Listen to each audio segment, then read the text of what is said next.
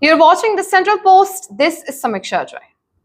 From the past few days, the government of India has been asking us as citizens to save fuel, work from home, like sacrifice, conserve, and adjust.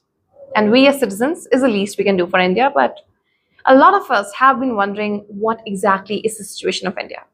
Where does India standing right now? What's going on? What's coming next? Today's news actually gives us a part of that answer. Prime Minister Narendra Modi has already landed in Abu Dhabi. He's on 5 nation 6 day tour. UAE, Netherlands, Sweden, Norway, and Italy. And while this tour will be covered as a diplomatic milestone, it is though, but today let's talk about what's driving it. Because here's the situation nobody is spelling out clearly. And from my lens, the way I understand geopolitics, I think India's situation is serious than we think it is.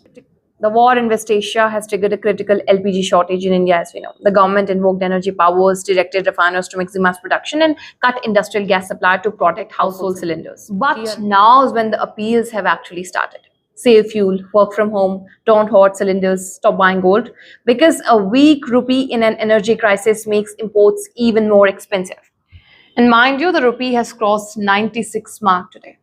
That means $1 is equals to 96 Indian rupees. The government, though, hasn't labeled it as a crisis, but the action's still a very different story. To manage the price shock, India ramped up purchases of discounted Russian crude.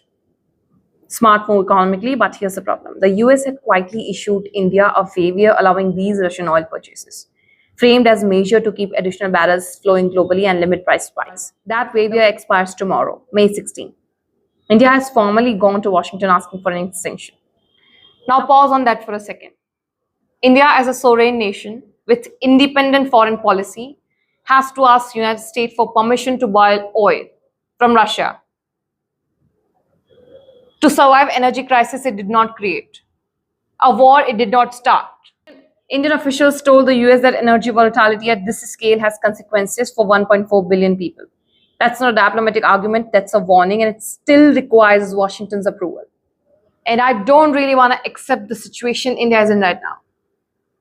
And that's the very context why PM Modi flew to Abu Dhabi first. Because India cannot keep going back to Washington with its hand out. It needs supply secure from multiple directions. Modi met UAE President Sheikh Mohammed bin Zayed Al Nahyan today. 2 agreements expected on LPG supply and strategic petroleum reserves. PM Modi said India stands ready to support peace in West Asia and praised the UAE for handling the conflict with restraint. UAE is India's third largest trade partner. 4.5 million Indians live there. The relationship has the depth to carry a hard conversation. Prime Minister Narendra Modi was in the country for just 4 hours before heading to Europe. 4 hours, surgical, focused. That is not a state visit. This is an emergency supply line being vaulted into place. So now we are looking at the bigger picture. The government of India has been asking us, the Indians, to save, conserve, adjust, sacrifice without explaining fully, without explaining why. Today's tour is a part of that why. India is navigating a global energy crisis, a hostile choke point, a US waiver expiring tomorrow, and a fallen rupee pressure all at once. The UAE's top secures one pillar, and the other European states this week will build others. We'll cover each as it happens, so keep watching the Central Post.